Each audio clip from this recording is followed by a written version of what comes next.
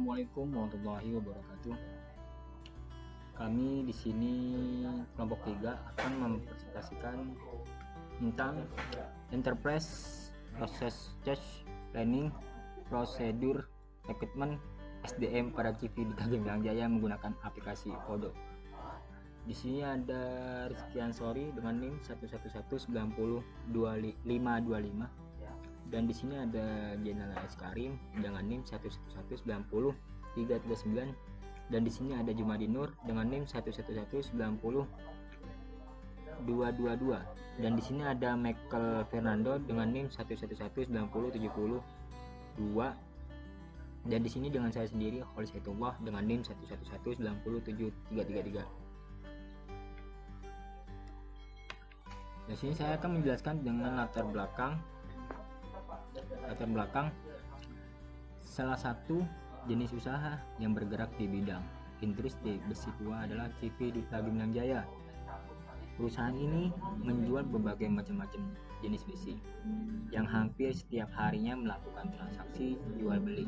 Saat ini dalam proses penjualan masih manual dengan menggunakan timbangan dan penghitungannya masih dengan menggunakan kalkulator dan dalam pencatatan data masih dengan buku besar. Proses transaksi penjualan yang dicatat di nota dan penyimpanan laporan penjualan hanya berdasarkan kumpulan nota pembeli sehingga memungkinkan resiko terjadi kesalahan dalam pencatatan.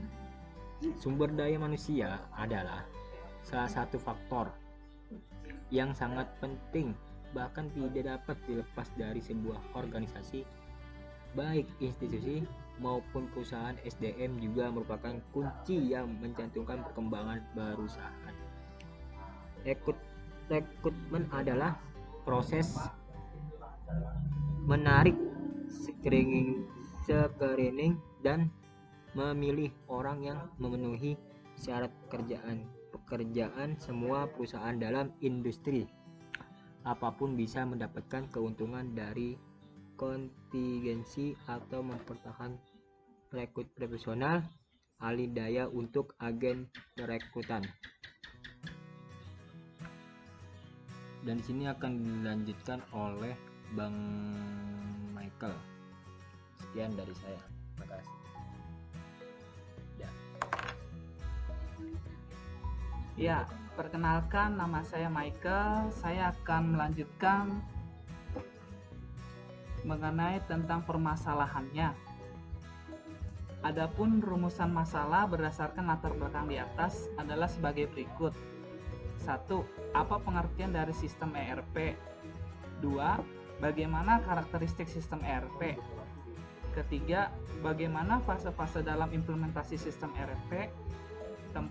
Bagaimana implementasi sistem ERP pada suatu perusahaan? Kelima, bagaimana siklus hidup pengembangan sistem ERP? Dan keenam, apa keberhasilan dan kegagalan dari implementasi sistem ERP? Dan di sini selanjutnya ada tujuan. Tujuan dari penulisan artikel ini sebagai berikut. 1. Sebagai syarat untuk memenuhi tugas mata kuliah SIA. Dan yang kedua, untuk mengetahui apa yang dimaksud dari sistem ERP. Yang ketiga, untuk mengetahui karakteristik sistem ERP. Yang keempat, untuk mengetahui fase dalam implementasi sistem ERP-nya. Kelima, untuk mengetahui bagaimana implementasi sistem ERP pada suatu perusahaan. Keenam, untuk mengetahui siklus pengembangan sistem ERP. Dan yang ketujuh terakhir, untuk mengetahui keberhasilan dan implementasi sistem ERP. Selanjutnya, software yang digunakan yaitu Odoo. Open ERP adalah web aplikasi yang dibangun menggunakan bahasa pemrograman Python, XML, dan Java script dan menggunakan PostgreSQL sebagai database. Manajemen sistemnya, Odoo didesain untuk menangani berbagai jenis usaha, yaitu perusahaan jasa, dagang, dan manufaktur. Perancangan dan penerapan Open ERP. Perancangan penerapan sistem ERP adalah dengan melakukan implementasi langsung terhadap aplikasi yang digunakan, dengan menentukan aplikasi apa yang dibutuhkan dan kemudian melakukan proses setting pada aplikasi dan merancang user yang akan menjalankan sistem tersebut. Perancangan dilakukan dengan menyesuaikan dengan kebutuhan proses bisnis kondisi perusahaan. Sekarang dengan modul yang terdapat pada software. Pada modul-modul tersebut terdapat keterkaitan yang tidak dapat dipisahkan. Pada OpenERP tersebut terdapat modul support, yaitu modul yang mendukung modul utama, dan apabila tidak dapat modul support software tidak berjalan. Konsep dasar manajemen sumber daya manusia. Manajemen sumber daya manusia, disingkat MSDM, adalah ilmu atau cara mengatur hubungan peranan sumber daya tenaga kerja yang dimiliki oleh individu secara efisien dan efektif, sehingga dapat digunakan secara maksimal, sehingga tercapai tujuan bersama perusahaan, karyawan, dan masyarakat menjadi maksimal. Use case diagram. Terdapat aktor menggambarkan orang, sistem, atau eksternal, entitas atau stakeholder yang menyediakan atau menerima informasi dari sistem, penggunaan sistem atau yang berinteraksi langsung dengan sistem, bisa manusia, aplikasi, ataupun objek lain. Use case menggambarkan fungsionalitas dari suatu sistem, sehingga customer atau pengguna sistem paham dan mengerti mengenai kegunaan sistem yang akan dibangun. Digambarkan dengan lingkaran elips, dengan name use case tertulis dengan tengah lingkaran. Connection atau biasa disebut koneksi menggambarkan hubungan antara node, digambarkan dengan sebuah garis yang menghubungkan aktor dengan use case. Selanjutnya akan dijelaskan oleh saudara Rizky Ansori. Terima kasih. Ya, terima kasih saudara Michael. Untuk yang ini saya akan menjelaskan use case diagram perekrutan karyawan. Rekrutmen tenaga kerja dilakukan oleh HRD ketika suatu divisi membutuhkan tambahan atau pengganti tenaga kerja baru. Use case diagram kegiatan rekrutmen di perusahaan konsultan pada OpenERP 8.0 ODO. Proses bisnis berjalan. Proses bisnis berjalan pada CV Duta Gemilang Jaya yang akan dijabarkan melalui beberapa diagram use case sebagai berikut. 1. Use case diagram. Dari pelamar memberikan berkas lamaran, terus diseleksi sama kepala SDM, seleksi kriteria pelamar, wawancara, tes tertulis, hasil tes tertulis. Selanjutnya diserahkan nama pemimpin perusahaan, laporan hasil seleksi. Dan selanjutnya tampilan rancangan dan penjelasan modul akan dijelaskan nama saudara Jumadi. Terima kasih.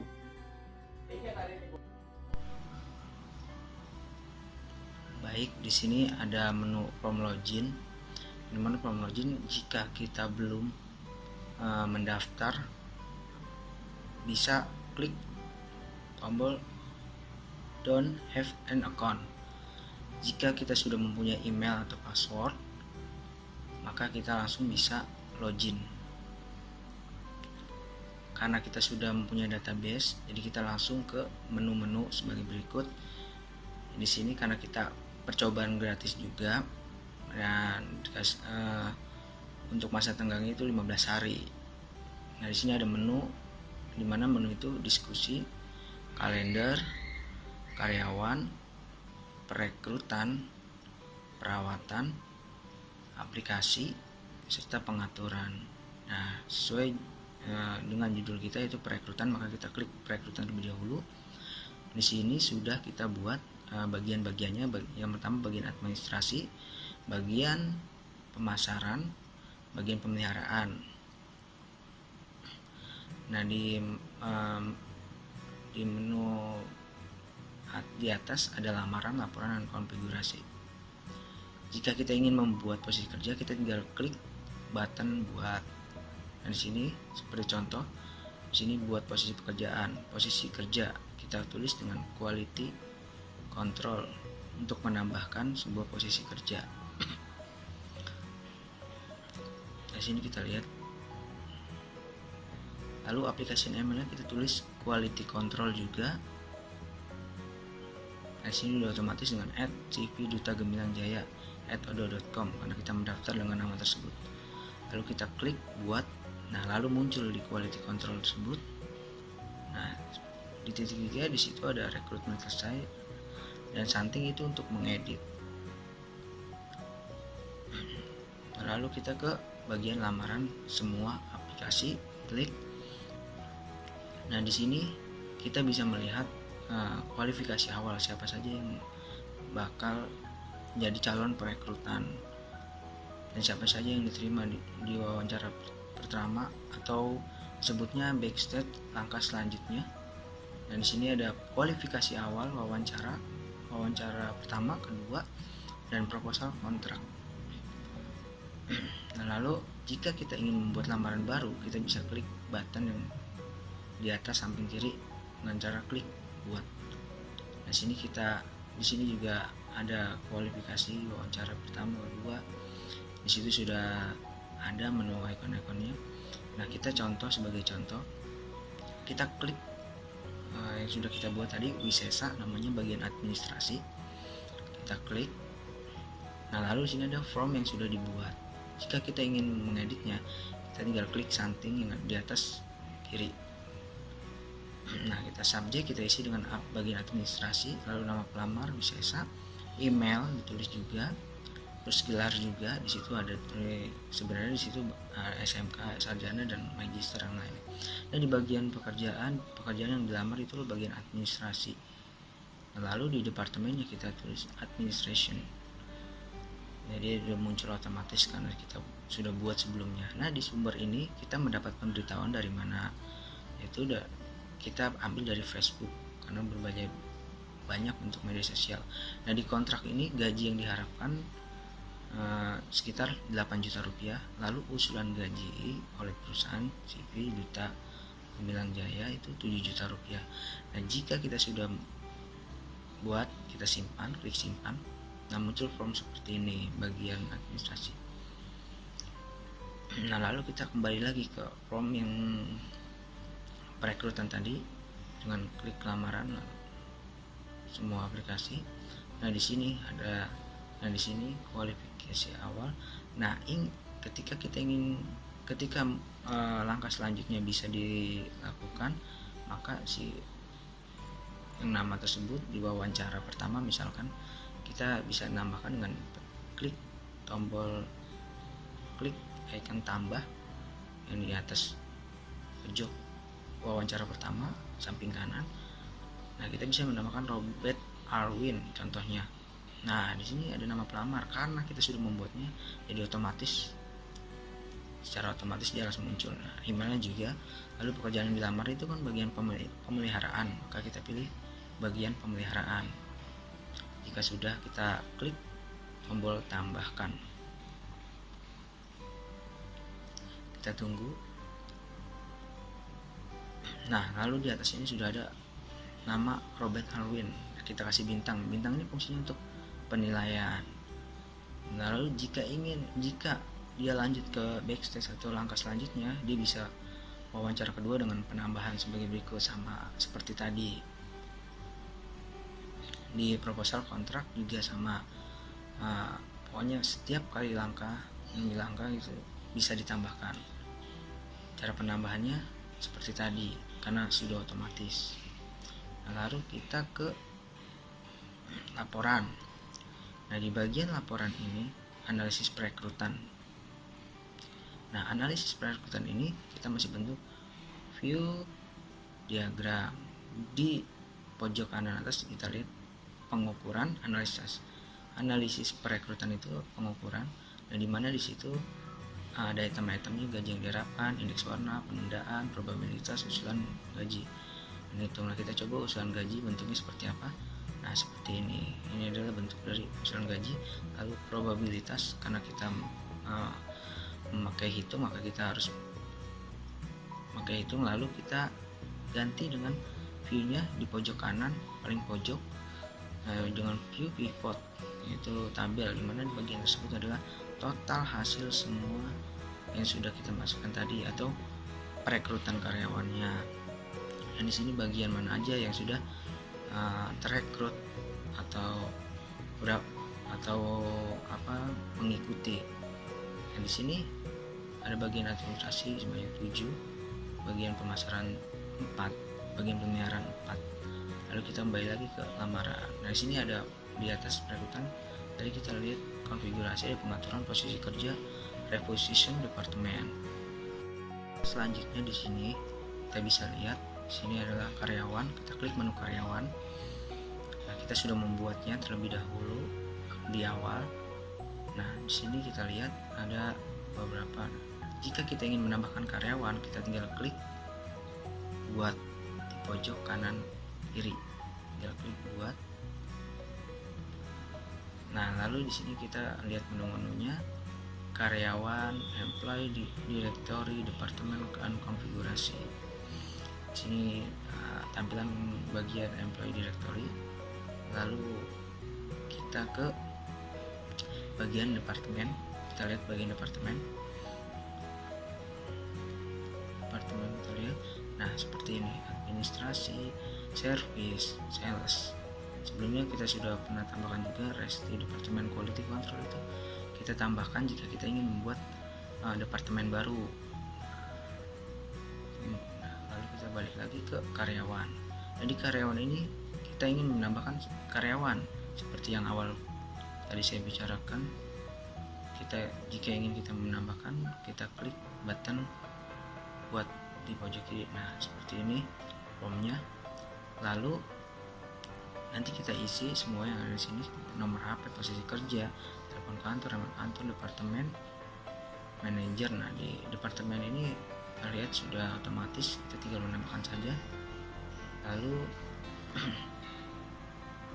di manajer juga sudah otomatis, kita menggunakan manajer ERP.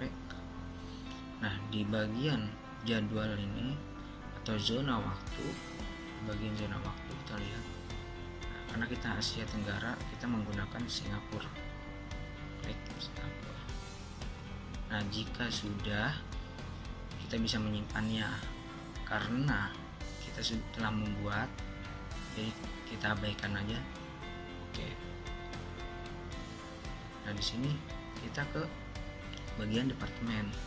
Dan di bagian departemen ini, jika kita ingin membuatnya sama, kita klik buat departemen baru, maksudnya kita membuat departemen baru di sini.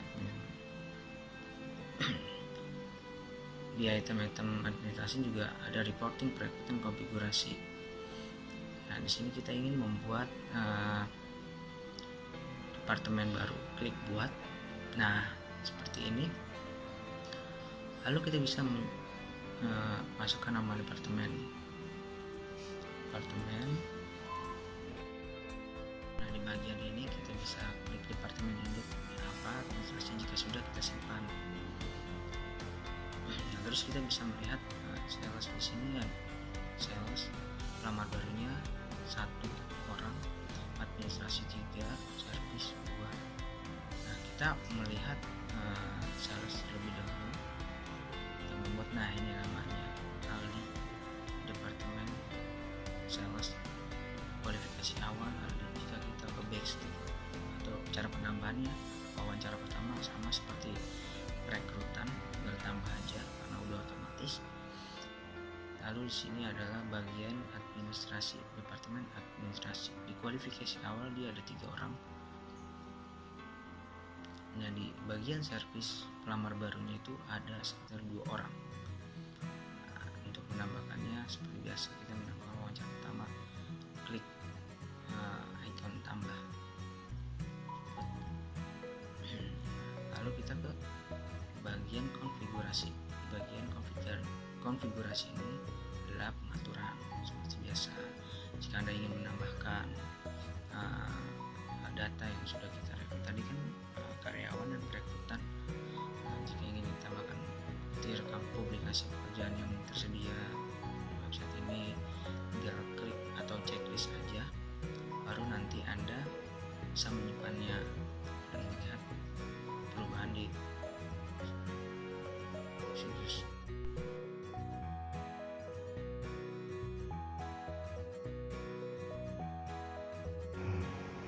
Terima kasih pada Mas Jumadi atas penjelasannya. Di sini kesimpulannya dari paparan atau penjelasan di atas, maka penulis dapat menyimpulkan bahwa sesuai dengan makalah ERP, suatu sistem sangat bagus dan kompleks dan tidak semua perusahaan dapat memakainya karena dilihat dari segi nilai jual. Sarannya, menyadari bahwa penulis masih jauh dari kata sempurna, kedepannya penulis akan lebih fokus dan detail dalam menjelaskan tentang makalah di atas dengan sumber-sumber yang lebih banyak yang tertunda dapat dipertanggungjawabkan. Untuk saran bisa kritik atau saran yang membangun terhadap penulisan, juga bisa untuk mendakapi terhadap kesimpulan dari bahasan makalah yang telah dijelaskan. Terima kasih. Demikian presentasi dari kelompok kami. Saya akhiri, billahi taufiq wal hidayah. Assalamualaikum warahmatullahi wabarakatuh.